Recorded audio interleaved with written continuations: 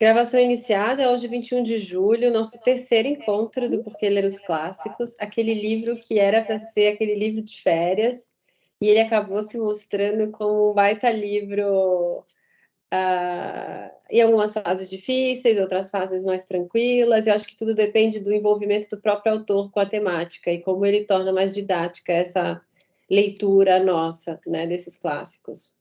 Esse terceiro encontro, semana passada, a gente teve um encontro com autores mais conhecidos, né, mundialmente, com nomes mais conhecidos, o que torna, acabou sendo o desafio de férias, né, Aline? Super desafio de férias. E alguns textos, para mim, também são complexos. Alguns também têm, eu não vou dizer que para mim é tudo fácil. Tem alguns textos mais fáceis, outros mais difíceis, que eu preciso lá ler, visitar, revisitar para me conectar e pesquisar para poder conseguir estruturar essa apresentação para vocês, por exemplo, porque é como a gente conversou antes, é uma leitura, é um comentário de um clássico por alguém que já leu e que traz a visão dele recortada, não numa estrutura não necessariamente lógica e coerente para quem nunca leu. Então, por isso que dentro de uma... Tem aqui, a Clarissa está esperando acesso. Então, peraí. Daniel. Olha aí, temos um homem aqui nesse encontro. Daniel vai ser coroado. E acho que para a gente fazer uma leitura estrutural, a gente tem que inverter várias ordens para fazer sentido, né, nessa leitura. Mas, a semana passada, a gente falou sobre Dickens, falou sobre Balzac, só que tem algumas curiosidades sobre Tolstói que eu queria começar esse encontro falando sobre isso. Eu lembro que quando eu comecei a ler, Gisele, eu acho que tem algumas pessoas, eu não sei se... Gisele está aqui? Ela está sem o link do encontro. Peraí. Olha, esse negócio está crescendo, eu vou precisar de uma secretária só para ficar me dando assistência aqui, porque tá muito grande isso aqui. E aí todos os canais de comunicação me acionam. Deixa eu só apertar um play aqui. Mas, ó, eu tinha deixado o link, eu não sei se vocês acessaram o link, mas além do WhatsApp, eu deixei também no Padlet, de quem já é assinante, já estava lá o link. Eu não sei se vocês acessaram por lá, se vocês acessaram pelo WhatsApp, mas eu deixei tudo lá. Bom, quando eu comecei a ler Tolstói, e eu não li muitos textos, eu li 2 livros, eu me senti muito instigada a compreender um pouco mais dele. Deixa eu destacar minha imagem também, para no vídeo ficar melhor para quem assiste no Hotmart. E, na verdade, o Tolstói, ele vem de uma família... enfim, é uma família importante, não é uma família, digamos assim, simples, é uma família prestigiada da nobreza. Ele era um dos 5 irmãos, dos 5 filhos daquela família. Os pais morreram muito cedo, e o pai dele era veterano de guerra, invadiu ali, foi uma época da invasão francesa na Rússia, enfim. Mas eu acho que tem algumas curiosidades da vida dele pessoal, que eu gosto sempre de trazer, porque, de algum modo, às vezes conversa também com uma espécie de como que a gente encontra esse autorretrato do autor em alguns textos. Porque quando a gente sabe um pouquinho sobre a biografia, a gente também sente um pouco dos traços daquela personalidade, dos traços de uma cultura da época, e a importância dele em vários sentidos, né? Ele, por incrível que pareça, na escola, ele não terminou os estudos porque os professores diziam que ele era incapaz, ele não tinha interesse pelo aprendizado. Ele era, ó, eu já estou me apoiando aqui, aí quando vocês fazem um print na rede social, parece que eu estou deitada na cama, né? Deixa eu manter a minha elegância aqui, senão eu vou perder todos os meus créditos. Aí você começa a pensar assim, nossa, mas como que era ele na escola? E na escola ele era um desinteressado, ele não tinha interesse pelo aprendizado, ele não terminou os estudos, ele abandonou os estudos na faculdade, né, no meio do curso, e os irmãos dele seguiram. Um dos irmãos ficou com ele e eles se endividaram muito, e ali por volta de 1850, e por conta desse endividamento eles entraram no exército. E aí pelo exército, ele foi, enfim, já fez várias viagens pela Europa. E na primeira vez que ele se deparou com a execução pública de uma pessoa em Paris, ele ficou absolutamente chocado. E ele ficou tão brutalmente chocado que ele disse: Eu nunca mais, em nenhuma hipótese, eu acredito nesse conceito de violência do Estado, né? Tem uma frase dele que diz que o Estado é toda uma conspiração desenhada para explorar, para corromper os cidadãos, e que ele jamais servirá em qualquer lugar que seja ao Estado. Logo, uma reflexão sobre o fato dele estar na guerra. E, enfim, por idas e vindas, ele se casa, ele tem 13 filhos, dos quais 8 chegaram à fase adulta, mas ele, quando ele foi casar, ele tinha vários relacionamentos extraconjugais. E quando ele foi casar, ele avisou a mulher dele, ele deu um diário que mostrava todos as peripécias amorosas dele, né? E aquilo tudo. Ah, obrigada, Márcia, eu tô tentando, viu? E assim, as peripécias dele nos relacionamentos extraconjugais, aquela intensidade sexual dele, enfim. Mas assim, por mais que ele tenha ao longo do tempo ele foi ficando mais radical, digamos assim. E à medida que as crenças dele se aprofundavam, ele também se distanciava um pouco mais da mulher, do estilo de vida. Ele chegou a recusar a herança, então eles chegaram a passar algumas dificuldades. Mas assim, é interessante esses traços, porque quando você estuda a história dele, a mulher dele foi fundamental nessa estrutura familiar para que ele escrevesse Guerra e Paz, para que ele escrevesse Ana Karenina, porque foi ali aquele momento de estrutura que fez com que ele pudesse. Ele chegou a declarar que teve filhos com uma empregada, enfim. Mas Sofia sempre foi uma grande secretária dele, secretária pessoal, então ela era o grande apoio que ele tinha, não só com os filhos, mas como alguém que estava ali para ajudá-lo, né, a seguir adiante. Enfim, eu acho que é interessante contar essa história, porque às vezes a gente faz assim, mas ele era o quê? Ele era. Aí você começa, não, se tiver um movimento mais machista, mais não sei o quê, eu não vou ler mais esse cara, eu não vou mais. Mas não tem nada a ver, eu acho que a história dele com a história de muitos homens do século XIX coincidem, né? Estruturas familiares que eram muito similares ao que a gente está vendo. O fato é que ele entra nesse universo de literário e se torna um dos maiores nomes da literatura mundial. E com o apoio sempre da família, né? Que no final das contas, haja o que houver, seja como for, é a família que é o alicerce da nossa vida, né? Do nosso caminho, da nossa estrutura. E acho que tudo isso interfere quando a gente compreende que, apesar dos tempos serem diferentes, da cultura, dos valores serem diferentes, essa ideia de família conversa muito com determinados ambientes e estruturas de alguns autores. Acho que essa consideração era importante porque eu lendo, e eu não quero cometer nenhuma gafe, eu lendo um texto dele, eu já falei várias vezes desse texto aqui. Ai, lendo Sonata Krautzer, eu me via, eu me sentia na necessidade de pesquisar mais sobre ele. E isso me deixou muito, enfim, isso me deixou muito tocada, né? Nesse momento, naquela época em que eu li e adquiri outros livros e que eu gostaria de ler. Comprei os dois Russardos, eu vou ler, porque tá ali nas dicas do Calvino. Então, assim, eu comprei. Eu comprei quase todos os livros que a gente tratou semana passada, deve estar chegando. Eu achei que ia chegar a tempo de mostrar para vocês. Os dessa semana eu não conhecia, honestamente, eu nunca ouvi falar em Joseph Conrad e também nunca ouvi falar no próprio Gada, que é o Carlo Emílio Gada, que é esse autor italiano. E eu senti a falta dele trazer um autor italiano para a mesa, para o livro.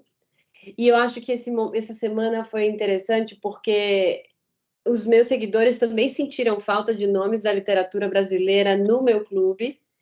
E aí eu falei, mas não vai chegar um momento em que a gente vai colocar... E aí meio que eles me colocaram um pezinho me puxaram, sabe?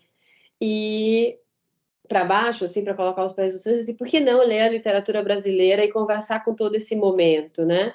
Por que não trazer o realismo de Machado de Assis para a gente entender um pouquinho daquele realismo que já tem sinais em Balzac, sinais do realismo em Dickens, entender um pouco daquele movimento realista que estava ali no início do século XIX e, quem sabe, entender um pouco qual era esse reflexo na literatura brasileira, né? Desses autores não tão contemporâneos, que não necessariamente se leram, mas estavam vivendo o mesmo movimento social, literário, movimento artístico, que, como a gente conversou, é um movimento que a gente vê essa reprodução em todas as searas, os movimentos históricos, artísticos, literários, jurídicos, eles têm uma relação muito objetiva com a história da sociedade naqueles períodos, né?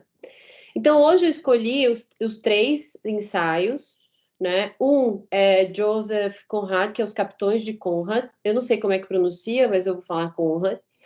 Ele, por mais que tenha... O rosto dele, eu fui procurar também a imagem dele. Se vocês acessarem o Padlet do clube dos associados, aquele exclusivo, já tem umas considerações sobre o Conrad que eu coloquei, e a imagem dele. E quem não está no Padlet exclusivo, eu vou compartilhar lá no outro, porque eu acabei de terminar e não deu tempo copiar e colar no outro. Mas a fisionomia dele não é a fisionomia britânica. Ele tem os aspectos do rosto dele, não são britânicos. Você olha para ele, ele tem uma ascendência polonesa, mas nem polonês eu consigo olhar. Eu consigo ver alguns traços mais orientais, não sei. E olhando para uma foto dele, eu não. E é curioso porque a gente também fala em um autor italiano, mas Italo Calvino nasceu em Cuba. E aí ele é cubano italiano, só que assim, eles se intitulam pelo lugar onde eles de fato viveram, foram criados, onde a cultura estava ali, a nacionalidade que eles absorveram. Mas enfim, eu acho que o elemento principal, quando a gente está pensando no Conrad, eu acho que é muito do traço da vivência dele, do quanto aquilo que ele viveu se reproduziu, se reproduziu nos textos que ele escrevia. Começando a leitura, eu dizia, bom, mas não gosto dessa história do mar, dos armadores, dos capitães, mas enfim, como que isso envolve? E aí a gente chega nos textos que mais me tocam, né? Às vezes eu ouço o Calvino e acho que ele é meio meu alter ego, é como se os textos que ele gosta têm muito a ver com aquilo que eu gosto de ler também. Mas eu não sei se é porque ele só escolheu clássicos e de algum modo os clássicos se conectam com o mundo da mesma maneira ou com muitos dos mesmos pontos de intersecção. Bom, mas ele é britânico, o Conrad, de ascendência ou de origem polonesa. Ele foi do exército, ele viveu, do exército não, né? Da Marinha Mercantil Inglesa, então ele viveu boa parte dos anos dele na Marinha. Então era muito natural que ele tivesse essa origem, essa percepção, essa condição de descrever isso tudo com muita profundidade. Ele era um discípulo de Flaubert, né, que faz com que, não com traços idênticos, tanto que esse não é um traço que Calvino demonstra, ele só diz assim, num determinado ponto, que existe uma influência, e não sei se por esse motivo ele coloca numa sequência não imediata, mas já nesse ritual, nesse fluxo, logo na sequência. Em vida, o Joseph Conrad não tinha um sucesso, mas não era um sucesso europeu, era um sucesso ali regional, e somente quando ele morreu com 66 anos, 1824, é que ele conseguiu, de fato, ter essa visibilidade internacional, que é o que acontece com muitos dos autores, né? Muitos dos autores só ganharam esse destaque, essa visibilidade internacional depois da morte, alguns anos depois de sua morte, quando de fato foram descobertas as obras, ou de fato alguém olhou, o crítico certo olhou e colocou aquela obra para circular, né, de algum modo, para que outras pessoas lessem. Então, eu acho que quando Calvino escolheu o nome desse ensaio, que por sinal ele escreveu em 1954, então assim, faz muito tempo, por isso que ele já começa o ensaio dizendo ele morreu há 30 anos. Aí você fala, bom, mas espera aí, quando ele escreveu? Aí você vai lá para o final e diz, espera aí, que Calvino escreveu isso em 1954. E aí, por que será que a Itália gostava do Joseph Conrad? Porque o que dá para entender da leitura dos ensaios é que existe um espírito aventureiro em Conrad, acho que talvez por essa questão da sua atuação, né? Existe esse espírito aventureiro que servia, que conectava esse amor da Itália pelos textos dele. E eu não sei vocês, mas assim, não é só aventura. Eu acho que o que ele descreve aqui não é só um movimento aventureiro. Eu acho que é de que forma as aventuras que os homens se expõem, as histórias, servem como uma maneira de se relacionar com o mundo. Porque existem, as aventuras, elas podem ter várias. Eu não sei vocês, mas quando alguém fala em alguém que é mais aventureiro, quando aventuras vêm, quando exposições, quando pessoas se aventuram mais, se expõem mais, se colocam mais em risco, experimentam mais, a gente tem uma sensação, e eu vou falar por mim, e vocês podem compartilhar comigo, dá uma sensação de que essa pessoa é mais livre, ela é mais feliz, ela tem mais. Ela está mais disposta a experimentar o que a vida tem para mostrar. Esse espírito aventureiro faz com que a liberdade seja esse esteio para você viver várias circunstâncias mais fantásticas. Quem não vê filmes aventureiros de mulheres aventureiras, de homens em aventuras, e você faz e vive aquele negócio como se fosse um movimento de libertação, né? Onde você pode escrever tudo naquela aventura e tudo parece muito mais envolvente.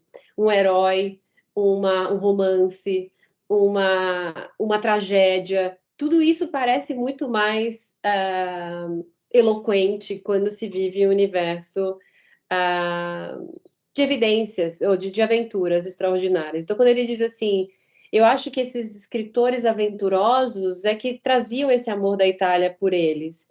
E ele, especialmente, como aquele que trazia homens, histórias e países extraordinários, que servia como uma evidência desse mundo, né?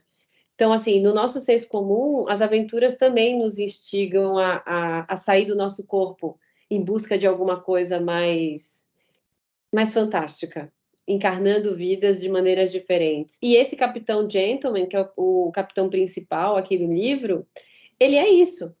Ele é aquele que pretendeu representar a vida dele de uma maneira muito mais aventurosa, mais aventureira, e trazer todas essas caricaturas, né? Esses elementos para a leitura. Isso é o que dá para entender do texto de Calvino quando ele se emociona com Conrad. Eu acho que esse é um dos pontos interessantes. E Conrad vivia uma fase no momento dele, assim, no momento de vida dele, enquanto participante da Marinha Mercantil. Então, assim, aos 20 anos ele estava na Marinha, aos 27 ele já começou a escrever, por conta exatamente dessa experiência. E ele viveu essa transição do movimento saindo da colônia, indo para o capitalismo, a navegação que era a vapor indo, desculpa, a navegação que era a vela indo para o vapor. Então era uma migração, uma modernização que tinha ali também como um traço de uma mudança da sociedade, uma mudança da civilização, né? E ele vivia nesse universo, não era de nada. Esse mundo heróico em que ele vivia não era dos grandes condições, das grandes embarcações, das grandes. Eles viviam ali o dilema e a vida e a disciplina dos pequenos armadores, que eram os pequenos donos de barcos. E mais que isso, ele vivia com muita clareza, e é isso que está aqui no texto que eu reproduzi no Padlet, esses veleiros, esses pequenos armadores com os quais ele lida nesse texto, trazem muitas noções de racionalidade, de disciplina, de trabalho, de coragem, de dever e desse espírito de lucro que também tem a ver com essa nossa servidão, né? E acho que quando ele coloca aqui, uma das frases que eu mais gostei daqui, que merece um post, é: a confiança na força dos homens jamais desapareceram. Jamais desapareceu, né?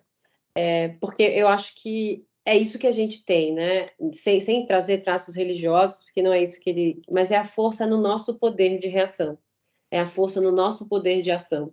E acho que conversa também muito com a pauta da semana é, sobre o direito de. Se a gente nasce com o direito de vencer, se a gente nasce com o direito de ser vitorioso.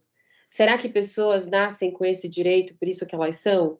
Eu acredito que não, eu acredito que é quem vai à luta. E aí eu trouxe. E aí a luta tem uma noção extremamente subjetiva, tem um alcance extremamente subjetivo.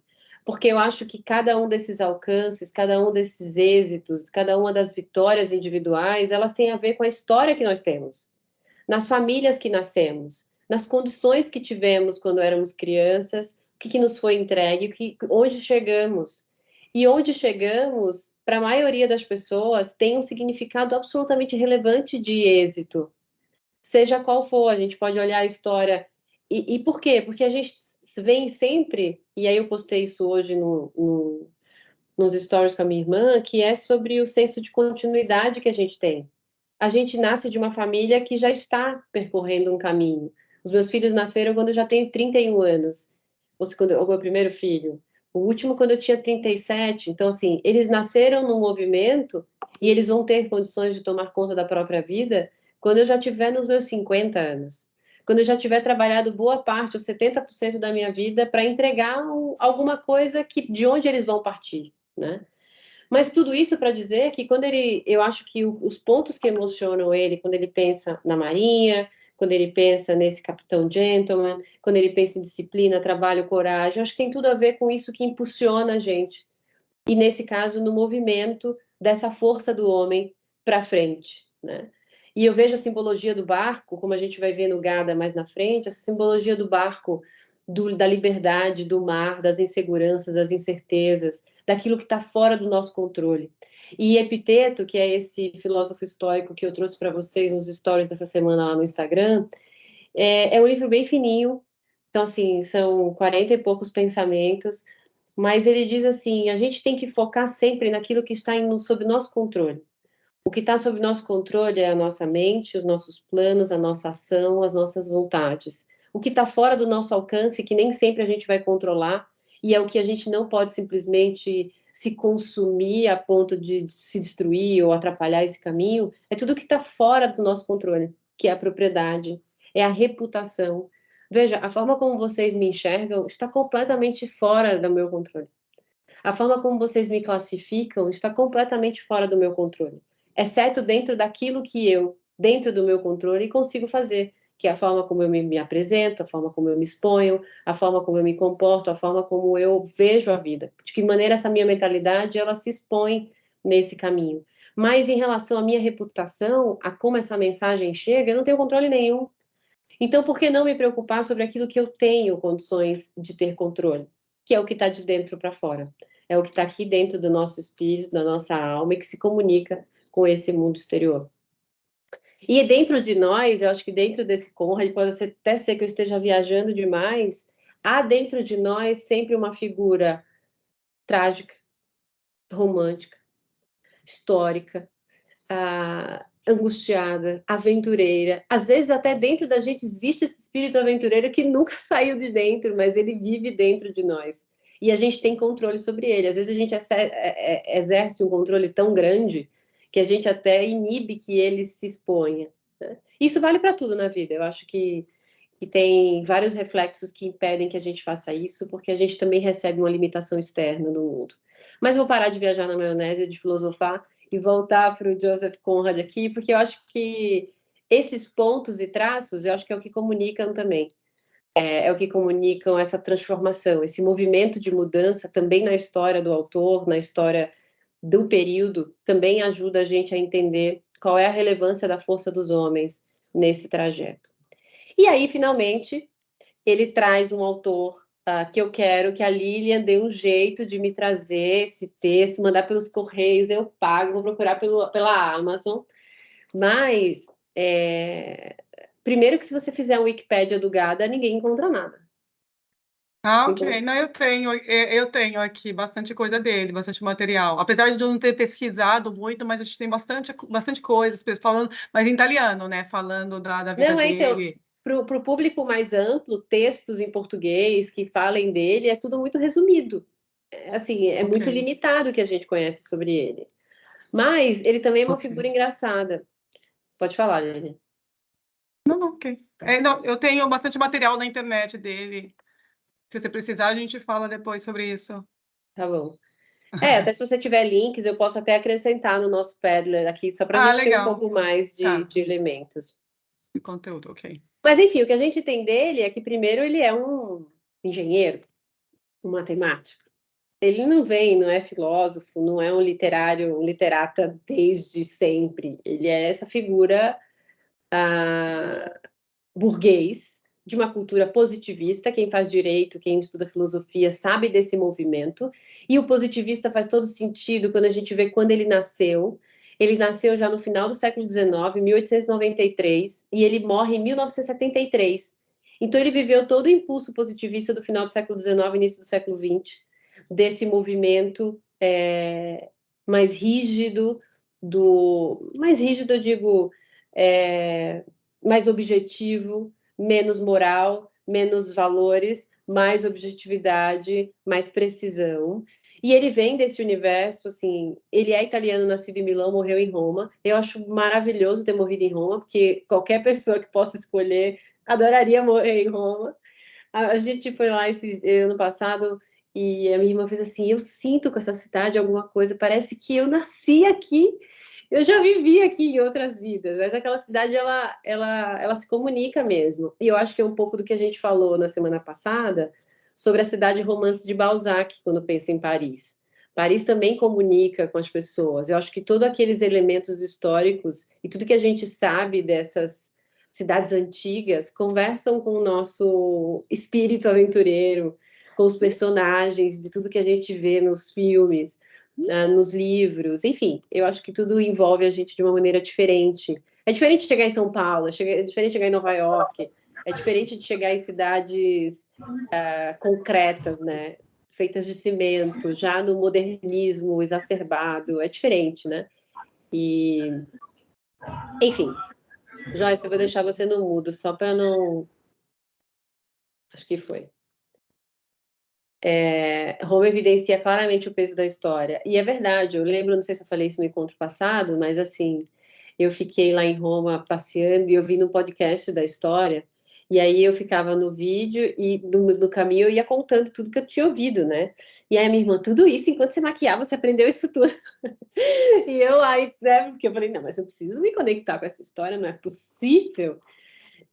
Mas enfim, mas eu acho que a história de Gada conversa com esse universo. Ele é nascido no final do século XIX, então ele já vive um novo movimento. A gente sabe aqui que, por exemplo, não tem problema, Joyce, eu só desliguei só para a gente não ficar com muito ruído.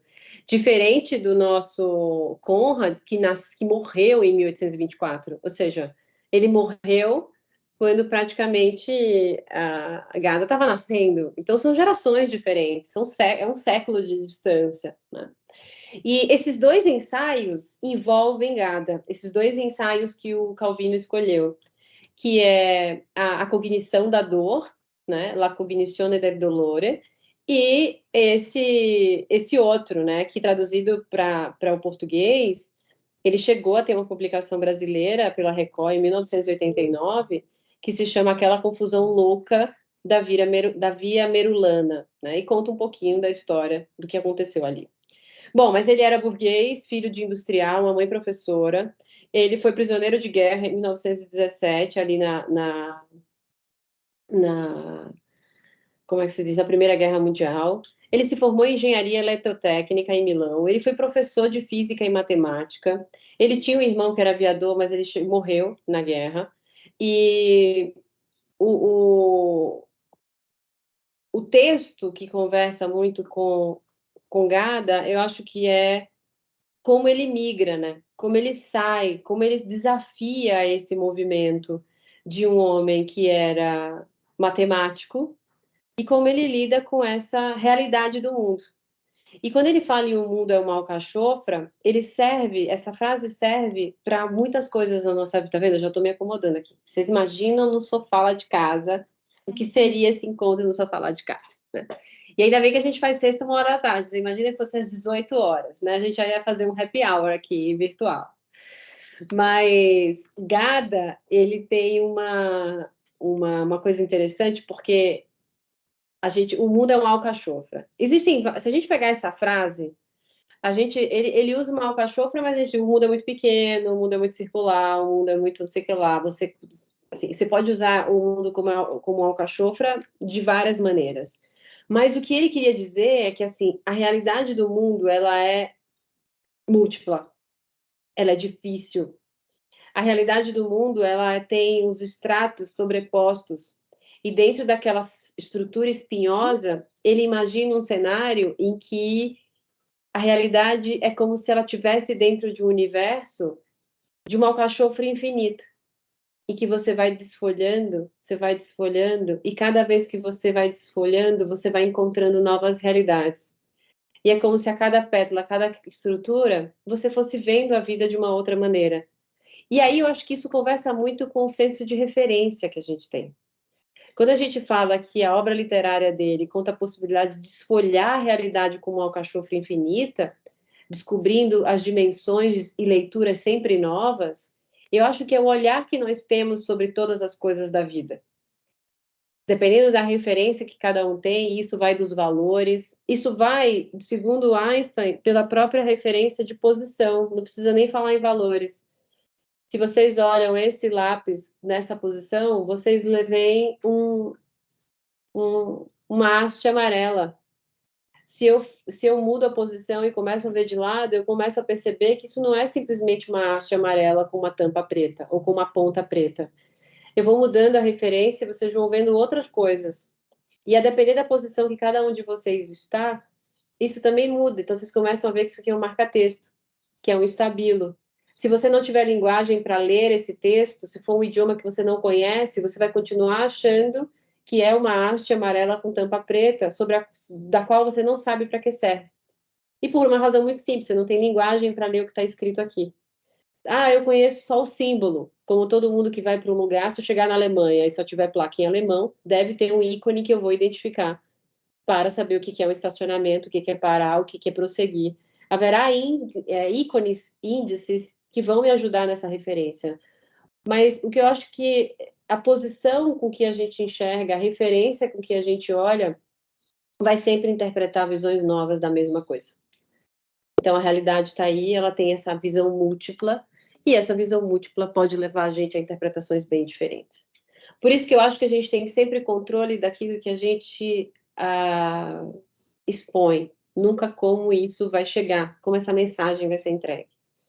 Então, eu acho que isso vale para várias coisas.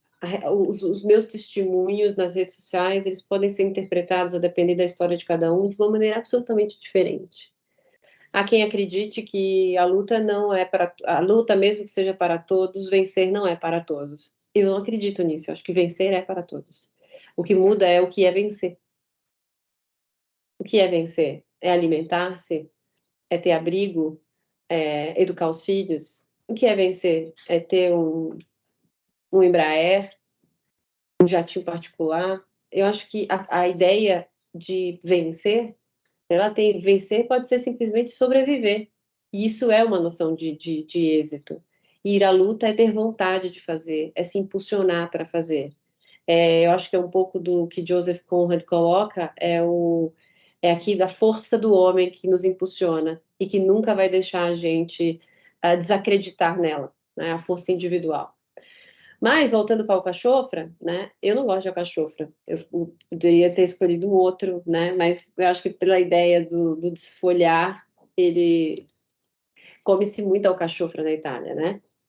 Então, assim, não é, Lilian?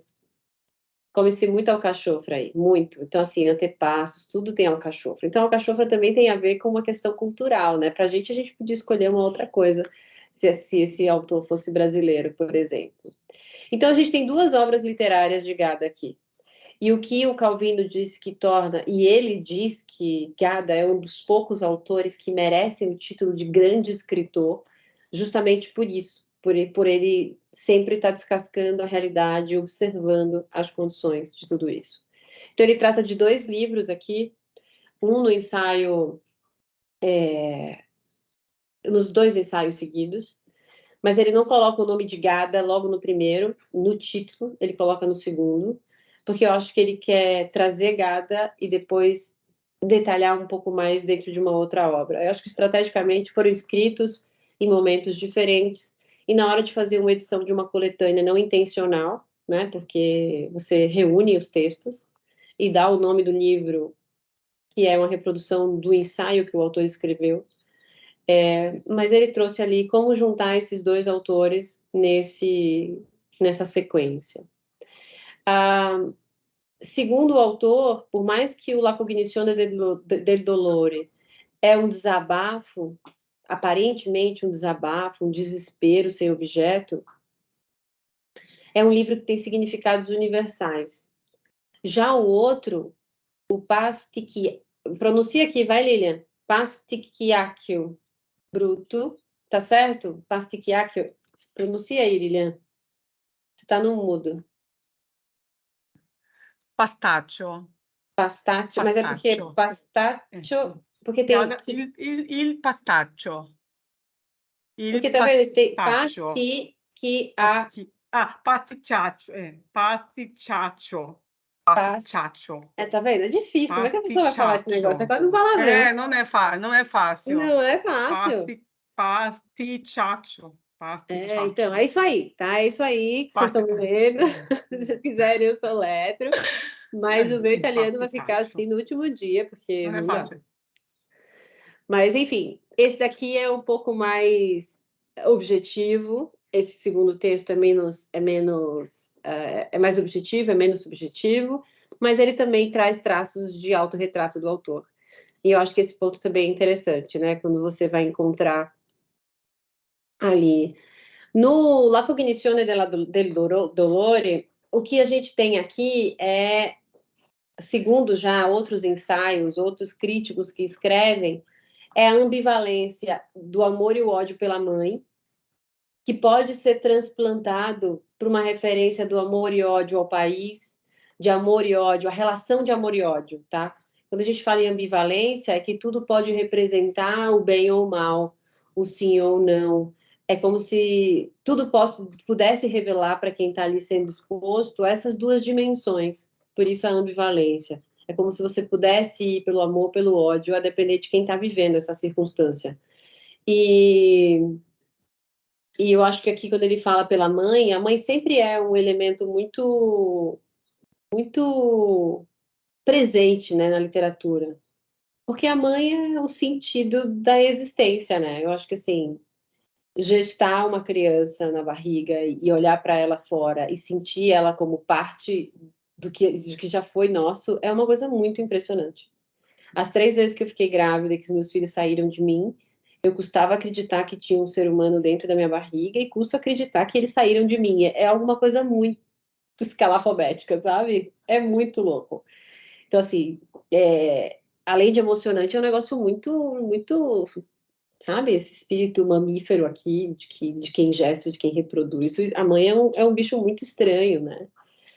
No sentido bom, no sentido de é difícil descrever tudo isso, sabe? E quando eles saem da gente, é como se eles fossem seres que nunca nos pertenceram. E isso é mais louco ainda, né? Mas que tem parte da gente lá dentro, sobre o qual a gente não tem o menor controle, né? Emocional, a gente não sabe naquele universo individual, eles saíram no mesmo lugar, mas eles são completamente diferentes, eles não estão sob o nosso controle. Eles são entidades que estão completamente fora de nós. Devem ter mães aqui dentro, mas assim, eu estou contando isso porque falar sobre amor e ódio com a mãe é muito expressivo para falar de quase tudo, né? Todos os sentimentos que levam essa nossa existência, enfim. Mas enfim, quando ele traz na história de fundo essa relação com a mãe, o autor quer ir um pouco mais além. Ele quer tratar de outros reflexos. É como se a gente pudesse ver muito mais. Gonzalo, ele é protagonista, e ele vive aí um medo obsessivo, né, pelos ladrões. Até que ele criando esse medo, sabe, conservador em relação aos riscos mesmo, às incertezas do tempo.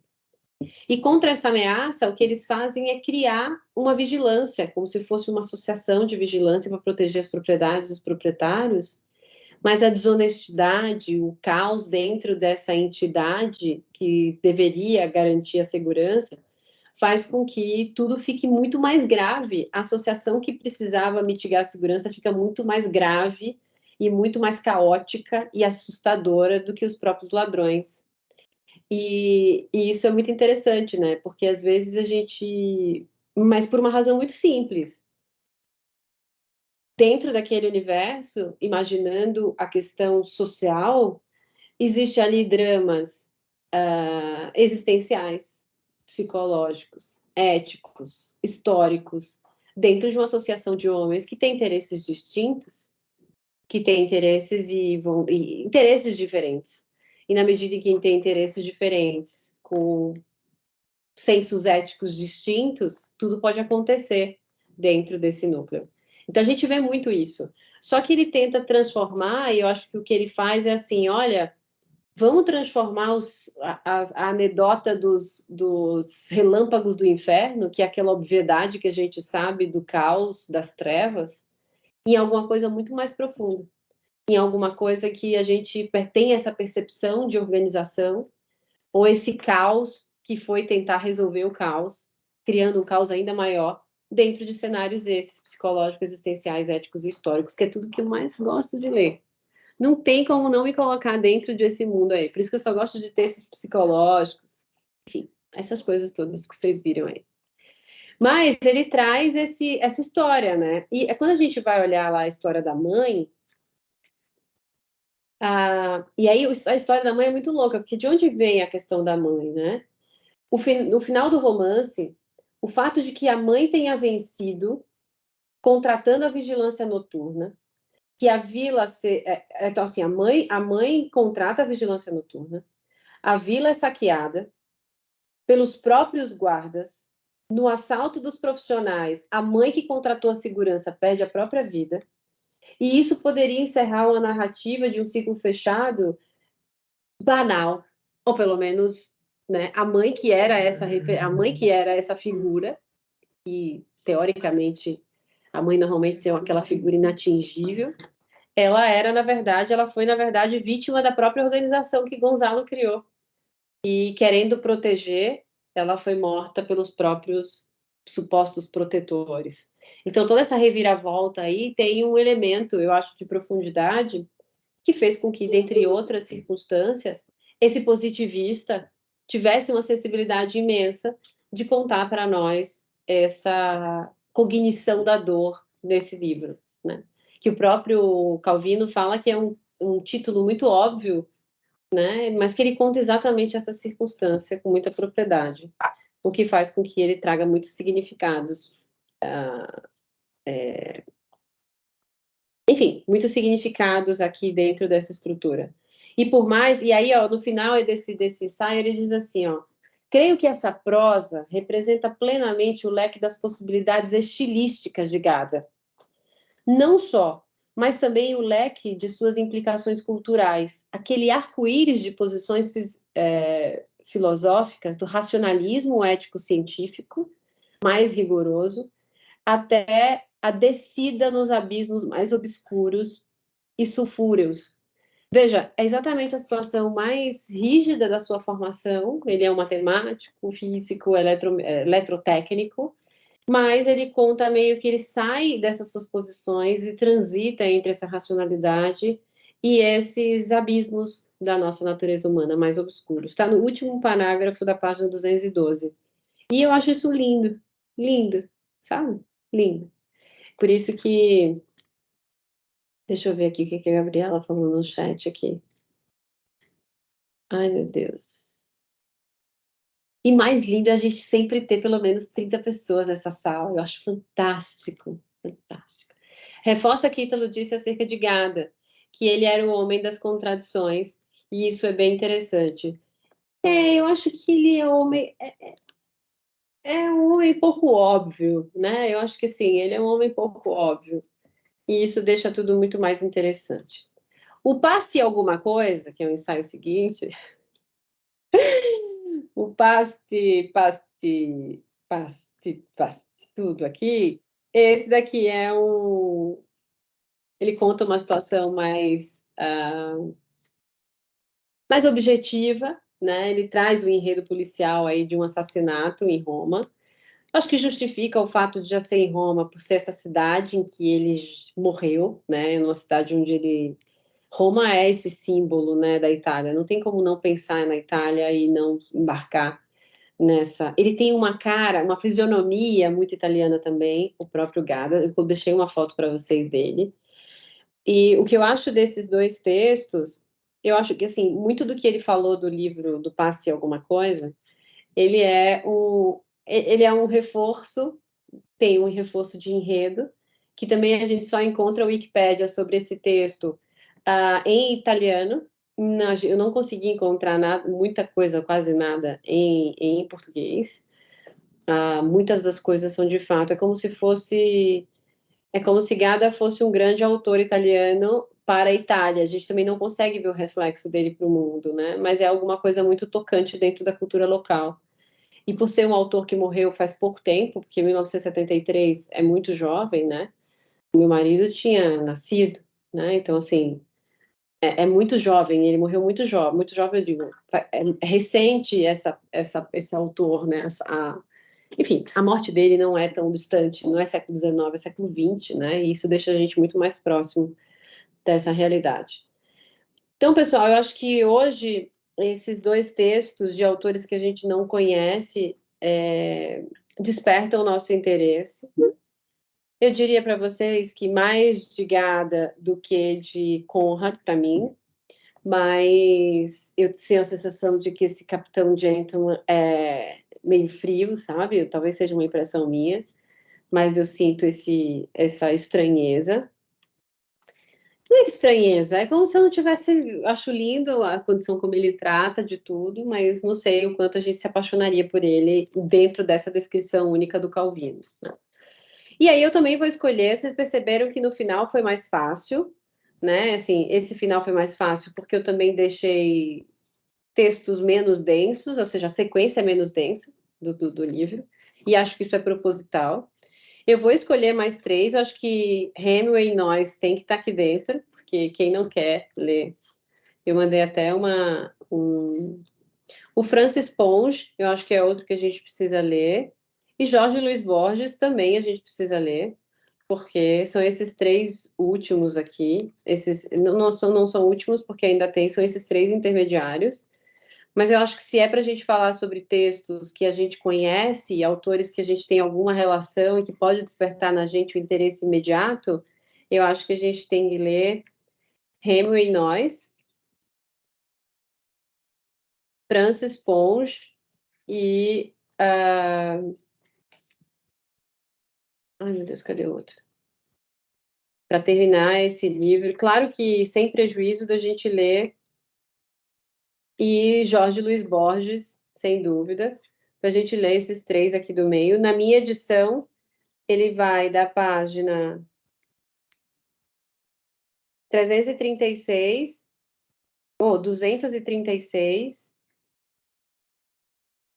até a página. Na minha edição, né? Mas eu acho que todo mundo tem essa mesma edição. Vai até a 258, ou seja, dá 20 páginas, pessoal, 22 páginas, então assim, vai ser facílimo de ler. Para a gente, no 1º de agosto, já começar a Metamorfose, que é um livro que eu estou super ansiosa para começar. Por opção, o que eu fiz? Eu deixei os textos, vocês vão perceber que julho a gente vai terminar Ítalo Calvino, sem prejuízo de ler todos os ensaios, a gente pode deixar na prateleira e olhar Calvino como um sumário dos clássicos e eventualmente encontrar um ali que a gente queira ler. A gente vai ler a Metamorfose, na verdade a Metamorfose, O Príncipe de Maquiavel, O Debate de Chomsky e Foucault, esses 3 livros na sequência, eu estou vendo que Metamorfose pode ser o grande livro que a gente vai inaugurar esse semestre. O livro de férias foi esse glossário. Não vou mais entregar livros de coletânea para nós, porque eu acho que dá para a gente, por exemplo, escolher um texto e colocar ele como uma peça inaugural numa semana, sem necessariamente ser um livro, porque eu acho que as coletâneas causam esse desconforto. Eu já fiz isso em Teoria do Direito, a gente leu Levando os Direitos a Sério, do Durkheim, e foi assim, como eram textos que não conversavam, criavam uma certa desconexão.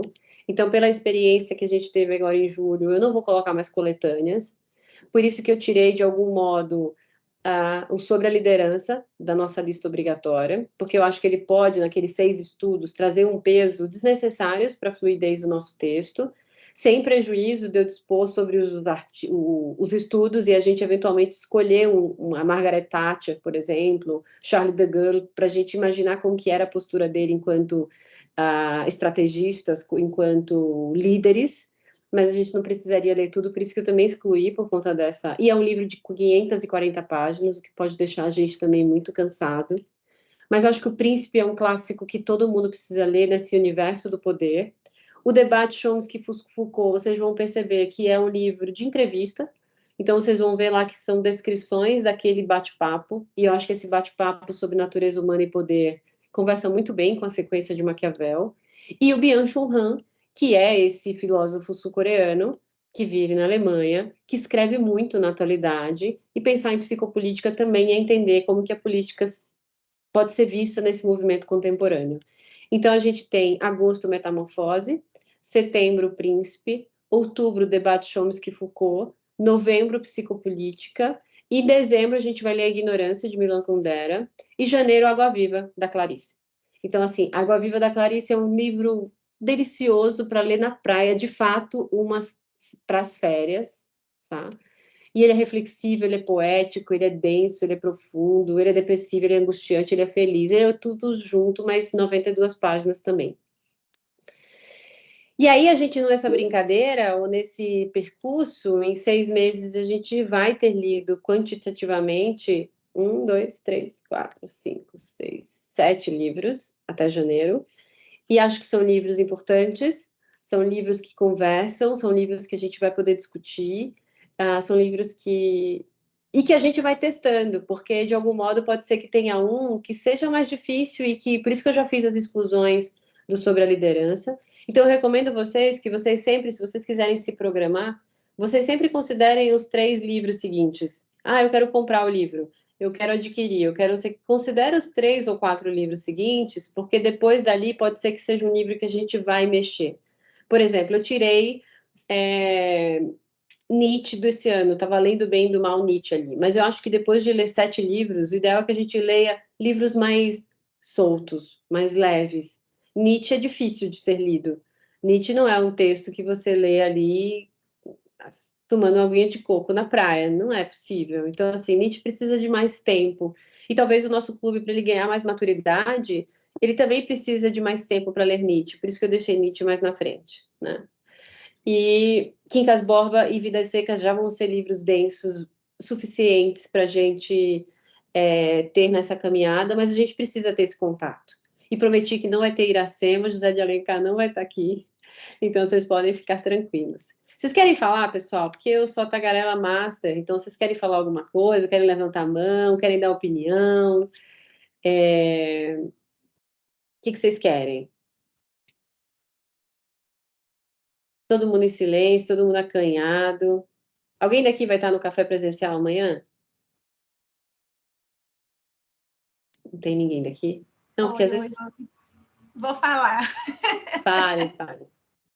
Eu achei maravilhoso essa ideia de fazer essa troca, de trazer a literatura brasileira. Achei fantástico, assim, né?